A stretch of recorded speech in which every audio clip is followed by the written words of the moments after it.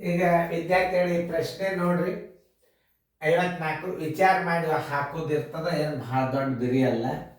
ಇಲ್ಲಿ ಪ್ರಶ್ನೆ ನೋಡಬೇಕು ಏನು ಅಂತಂದ್ರೆ, ಒಂದು ನೀವು ಸಂಖ್ಯೆಯನ್ನು ಚೆಕ್ ಮಾಡ್ಬೇಕಾದ್ರೆ ಹೆಂಗೆ ಮಾಡಬೇಕು ಅಂದ್ರೆ 3 0 0 0 9 ಅದ. ಮೊದಲಿನ ಪ್ರಶ್ನೆ ಹೋದ್ರಿ 30 10 1000 ಬಿಡಿ 10 100 1000 10 1000 30 10 1000. ಇಲ್ಲಿ ಎಷ್ಟದ 30,000. 30 10,000 30 ಇಂಟು 10,000 ಆಗೋದಿಲ್ಲ ಇದು. 30 ಇಂಟು 10,000 ಆಗೋದಿಲ್ಲ ಇದು. 3 ಗುಂಡೆ 10,000 ಎಷ್ಟಾಗ್ತದೆ ನೋಡ್ರಿ. 30,000 ಕರೆಕ್ಟ್. 900 ಅಲ್ಲ, 9 ಅಂದ್ರೆ ನಡೀತೈತೆ.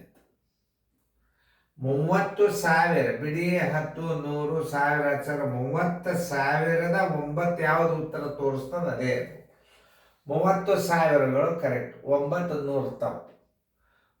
30,000 ಅಂದ್ರೆ ಒಂದೇ, 3 10,000ಗಳು ಅಂದ್ರೆ ಒಂದೇ, ಮತ್ತು 9 ಅಂದ್ರೆ ಒಂದೇ. 9 ಉಂಡ್ಲೆ 1 ಅಂದ್ರೆ 3 10,000ಗಳು. 3 10,000 ಇಂಟು 3 30,000. ಉತ್ತರ ಸಂಖ್ಯೆ ಸಿ. ಹಿಂಗೆ ಅರ್ಥ ಮಾಡ್ಕೋಬೇಕು.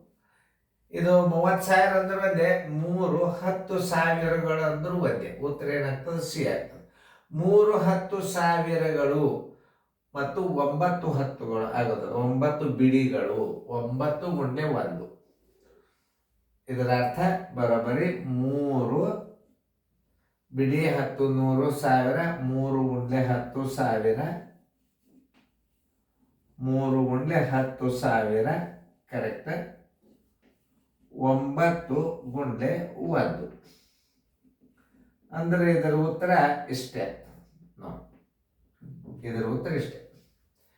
ವಿಚಾರ ಮಾಡಿ ಗಣಿತ ಹಾಕ್ಬೇಕು. ಯಾರು 30,000 9ಕ್ಕೆ ಈಕ್ವಲ್ ಆದದ್ದು? 3 10,000 ಅಂದ್ರೆ ಒಂದೇ, 30,000 ಅಂದ್ರೆ ಒಂದೇ, 30,000ದ 9 ಅಂದ್ರೆ ಒಂದೇ. 9 ಗುಂಡ್ಲೆ 1 3 ಗುಂಡ್ಲೆ 10,000. ಇದನ್ನ ವಿಸ್ತರಿಸಿ ಬರೆಯೋದು. ಹಂಗಾಗಿ ಇದರ ಅರ್ಥ ವಿಸ್ತರಿಸಿ ಬರೆಯೋದು ಅಂತಾರೆ.